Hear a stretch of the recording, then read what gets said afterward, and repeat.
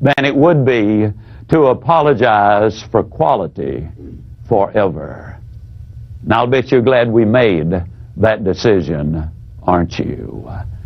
I'm telling you, folks, I've sold a lot of merchandise with that particular close. It really does work.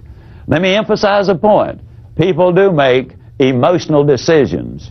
For example, we griped and complained when they started making us wear our seat belts in automobiles. I've never heard anybody gripe about wearing a seat belt in an airplane. And yet the truth is, if you have a wreck in a car with your seatbelt on, the odds are 3 to 1 that is going to prevent more serious injury, perhaps even save your life. Now, on an airplane, 30,000 feet up, you got your seatbelt fastened, and that sucker comes down. I'm here to tell you that seatbelt's not going to do you any good at all. We do make emotional decisions. Now, again, if we can put emotional and logic together, we're going to be in business. Eb Jackson from Tucson, Arizona, is in the life insurance business, and he was telling me he used this very specific close to make the biggest sale of his career. And incidentally, he said he was kind of dragging bottom at that particular point. He called on this couple and made the presentation on the biggest contract he had ever offered. And the objection they brought up was simply the price is too high. And then Ab simply looked at them and lowered his voice and said, many, many years ago, our company made a very basic decision. They decided it would be easier to explain price one time than it would be to apologize for poor service for the rest of your life. I'm glad they made that decision, Mr. Prospect, and I'll bet you are too. Ab said it worked beautifully. Now, I'd like for you to please understand this. Every close won't work for everybody selling everything. Your experience, your judgment, and your common sense will be the determining factors. Now, you might be asking yourself, well, Ziegler, why do we need to know so many closes anyhow? Well, let me give you a basic reason for that. Dr. Herb True did some research at Notre Dame University. He discovered that only 4% of all of the salespeople in America will ask for the order 5 or more times. Now, I want to emphasize something. They do not necessarily ask those 5 times in the same interview. There are many presentations where, in fact, you do not ask for the order simply because you're gaining information so that you can make a legitimate proposal to them. When you're talking thousands and sometimes hundreds of thousands, even millions of dollars, you don't walk in, make a presentation very many times, and walk out with a multi-million-dollar contract, though it does happen, especially if you expect it to happen. But what Dr. True discovered was simply this. Those who ask for the order over a period of time, sometimes in one sitting, more often in 2 or 3 sittings, at least 5 times, those 4% closed over 60% of all of the sales, meaning simply that they made over 60% of all of the income. You got to ask for the order. When I first got started in selling, one of the first things I was told was you close early, you close often, and you close late. How many of you have ever been told that, especially when you first got started in selling? Yeah. Well, the question comes up, how early is early? Let me emphasize this as strongly as I can emphasize it. You never ask for the order until you have given them some legitimate logical reason for giving you a yes answer. If you've not given them value before you ask for the order, you come across as a high-pressure type salesperson. I want to get this over and move on to the next prospect. Now, that's one of the reasons you give that value first. Because once the prospect has said no, a little barrier goes up. You can get over it, but it is more difficult than if the barrier had never been raised. So give value before you ask for the order. And that leads us into what I call, is that fair enough close? You do build that value before you ask for the decision. But let me simply say this. It's okay. It's even wise to let the prospect know in advance, maybe, that you're going to ask for the order. For example, years ago, things were slightly different than what they are today. When I was in the life insurance business, we used to do the fact-finding interview, and then we would go back with a proposal. And I would always have it in a beautiful folder. And when I went back, then I would take the proposal like so, and I would say, I have prepared a proposal for you. Then I would pull out a plain sheet of paper like so. And this is where I'm saying it's okay, it's even wise, particularly if you can go ahead and if you've done a lot of research before you get there and let them know in advance you're going to ask for the order. So I'd pull out this sheet of paper and I'd say, now, Mr. and Ms. Prospect, as you can see, I got a plain sheet of paper. There's obviously nothing there to explain. There's nothing there that you would not understand because there's nothing there. Here's a promise I'm going to make you. I'm going to promise you that when I finish this proposal to you, that it's going to be just as clear, just as plain as that blank sheet of paper is at this moment. And if it is that clear, and if it is that plain, then I'm going to ask you, if you see it is in your best interest to go ahead, I'm going to ask you this evening or this morning or whatever to make that decision. Is that fair enough? I'd like to inject a little extra right here. I would like to inject a clause I call simply the "you've got an answer for everything" clause. Now, here's what I mean. Sometimes you've answered several objections, and you've impressed the prospect with just how much you know about what you're talking about. And so many times, half in admiration and half in exasperation, the prospect will look at you and say, well, it doesn't make a difference what I say. You've got an answer for everything. How many of you have ever had somebody say that to you, all right? You're that close to making the sale, but you're that close to missing it. If you modestly admit that you were number one in the region last month, you just blew it. If a prospect says that, regardless of whether it's in admiration or exasperation, you quietly look them in the eye and you say to them, well, you know, I really appreciate that comment. I'm going to take it as a compliment. But the truth is there are many things I do not have the answer for. That's one of the reasons that I'm so excited about selling a product or service, which is the answer to your problem.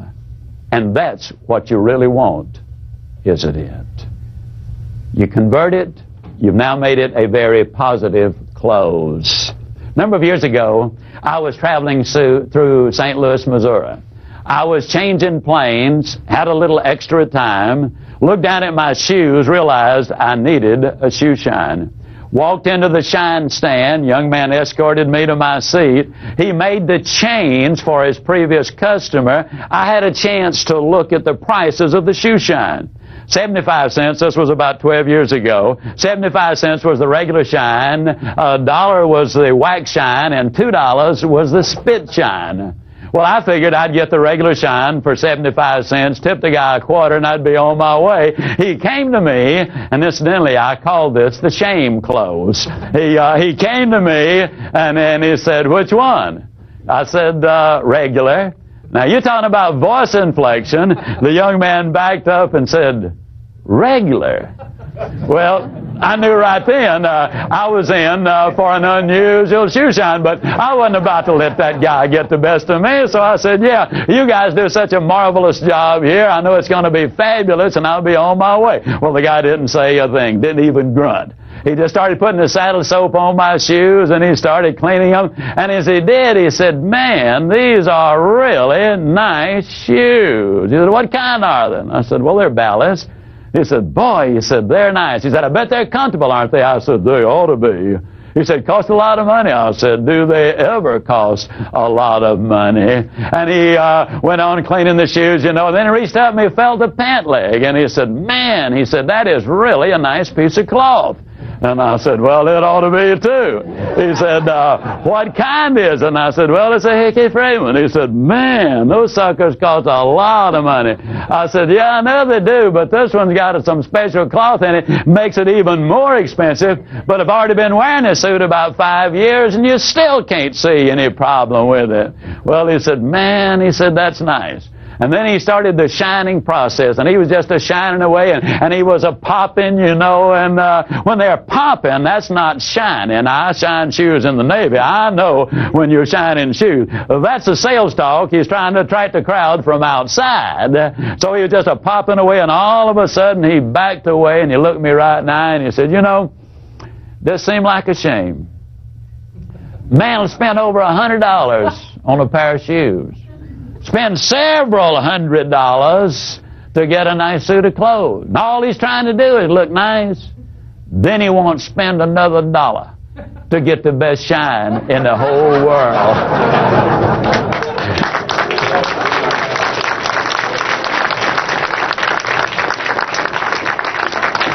I said, spit on him, man. Spit on him. Well, now, folks, you know, when you get a 75-cent shine, a 2-bit tip, that's fine. But when you got a $2 shine, nobody with class gives a 2-bit tip. So I gave him a $3, you know, and as I walked out, you know, I was really picking them up and putting them down. I was feeling pretty good, you know. I looked up at the clock, and as I did, it clicked straight up and down 10 o'clock. Now, the reason I mentioned that is because when I sat down, I noticed it was exactly 3 minutes until 10. I was in his chair 3 minutes. I gave him $3. Now, you don't have to be a Phi Beta Kappa from MIT to figure that one out. That is $60 an hour. Did you realize that's what we were paying our psychiatrists back then? Of course, this guy does some good. But, you know, you might say, but Zig, he doesn't shine 20 pair of shoes an hour all day long. Okay, but you figure, let's cut that half in two. Instead of 60, he makes 30. Cut that half in two. He doesn't make 30, he makes 15. And you take $15 an hour and cut that half in two, and I know he does more. You know what that adds up to? It adds up to right at $20,000 a year shining shoes. And I got something to tell you, friends. If that dude ain't making at least 30, ain't a dog in Georgia. I mean, he is shining a lot of shoes. But now let me point out two very sound things about him. His name is Johnny. I asked him his last name. I knew Johnny because it had his name on his name tag there. He said, I'm not going to tell you. If I tell you both names, you'll forget them both. If you'll always remember Johnny, though.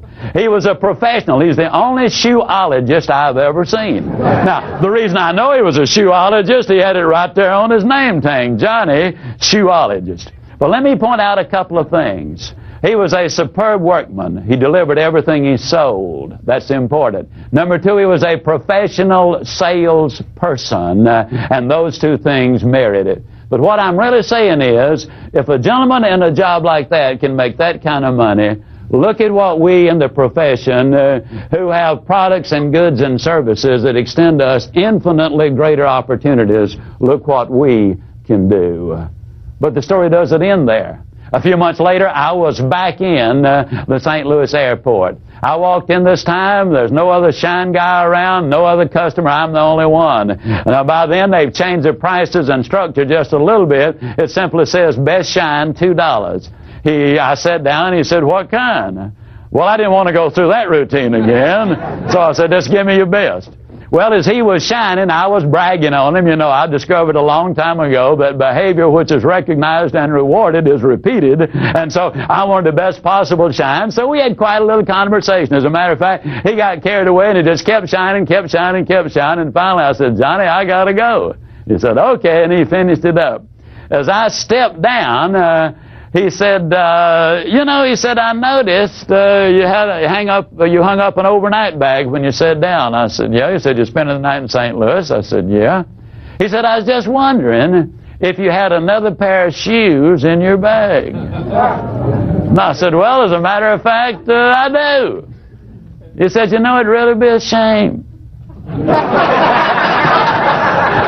to have the best looking shine in St. Louis tonight and then just look like one of the gang tomorrow. He said, won't take me but a moment. I call that the extra clothes. Now, a lot of times as salespeople, we overlook the fact that we have other goods and products and services. We skim the surface, and leave more money on the table, more needs on the table that need to be met than we are actually reaching. Don't misunderstand. I'm not suggesting you try to sell everybody everything you've got every time you make that call on them. But they're buying, if you're selling products that you know they're buying from someone else, think of the time and effort you can save them if you can become more of a service person to them, selling them more of the things they're buying already anyhow. It is a service. You really can have everything in life you want if you will just help enough other people get what they want.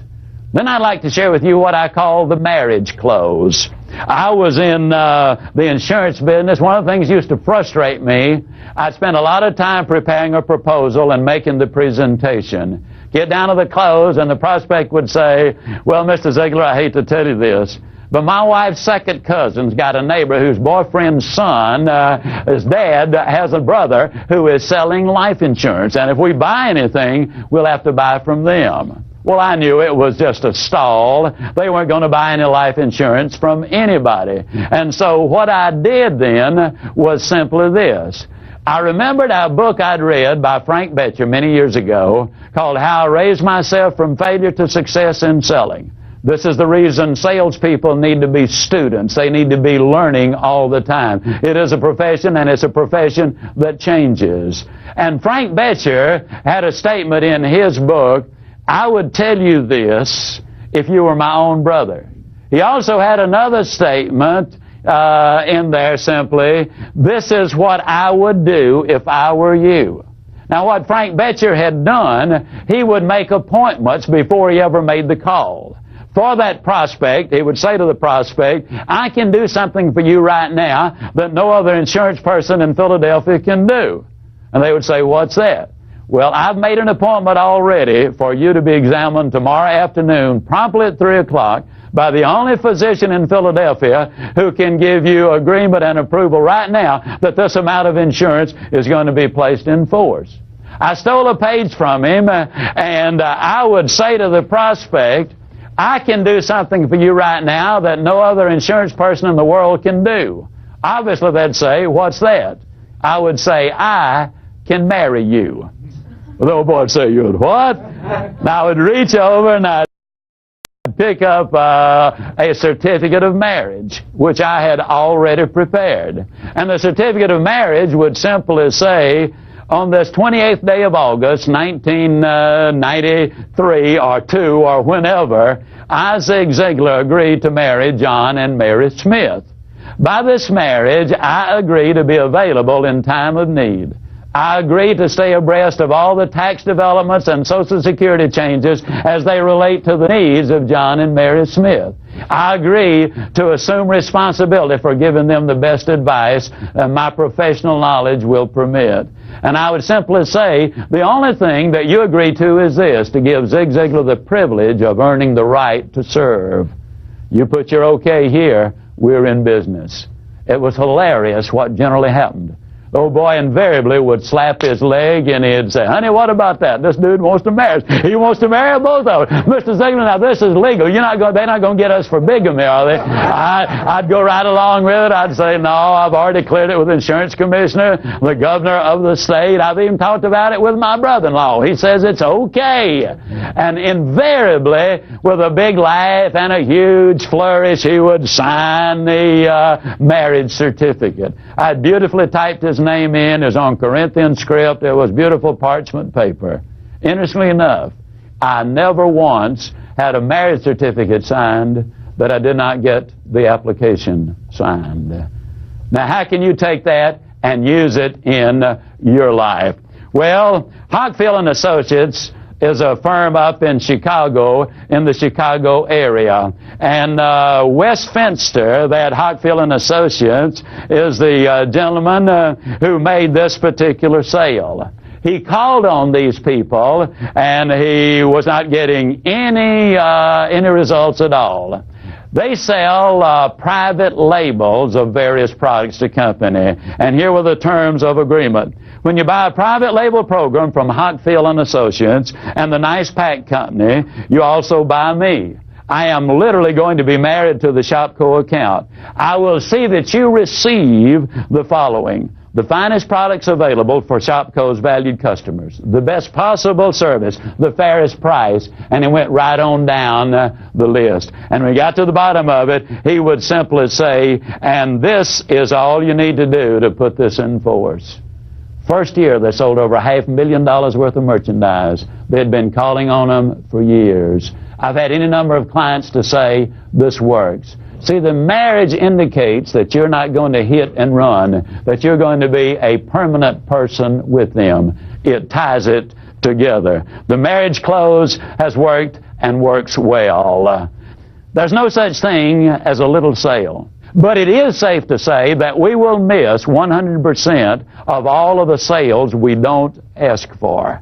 Very few prospects are going to demand that we take their order. That does happen occasionally, but it is very rarely. Chris Hegarty says that 63% of all sales interviews end without a direct ask for the order. At this point, I would like to share with you what I believe is a very significant close. It's called the pressure belief close. At this point, what I want to simply say to you is that we've had some ideas, some procedures, and some stimulation. But when I talk about a pressure belief close, it happened in Australia. I was with my friend John Nevin. He was with World Book Encyclopedia.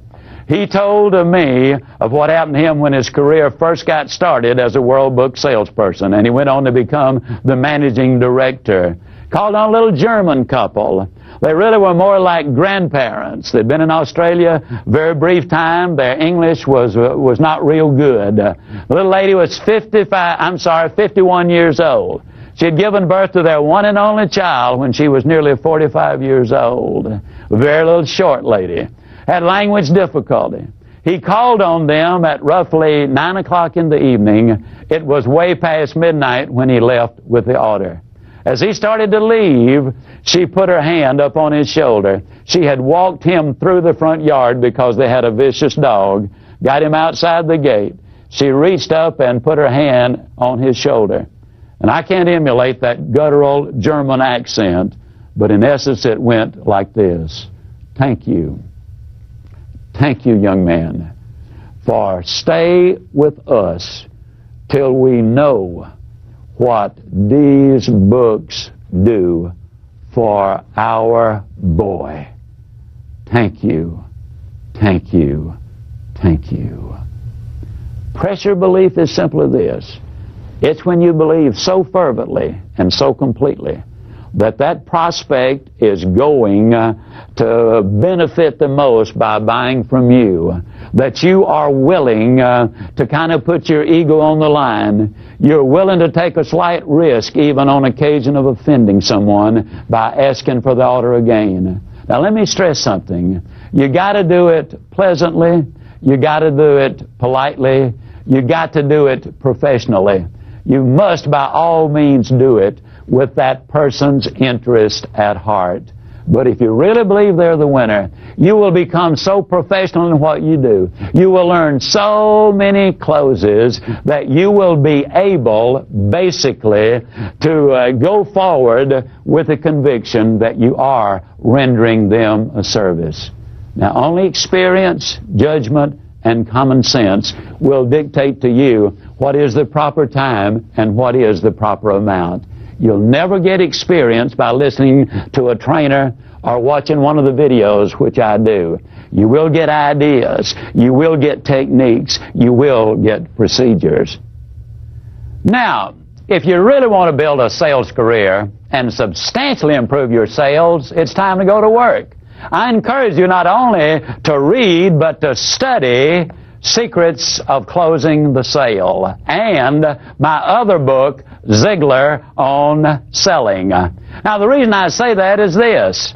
You can learn a lot of closes and procedures and techniques, but unless you understand the philosophy and the psychology behind them, you will only be partially as effective. You will need to read the exact words many times. There are literally over 140 closes and over 800 questions in these two books that will help you to lead people to those decision tables. And then in order to get the voice inflections down, we have made audio cassettes of each of these videos, and while you're in your car, you need to be listening to them over and over and over. The SMEI International, Sales and Marketing Executives International, says the average professional salesperson spends 510 hours a year in the automobile. That means you literally can make it your sales university. You can learn procedures and techniques. You will really be able to make it a part of you so you can automatically and instinctively respond. You also are going to need to work very much with your manager, your associate, or your trainer.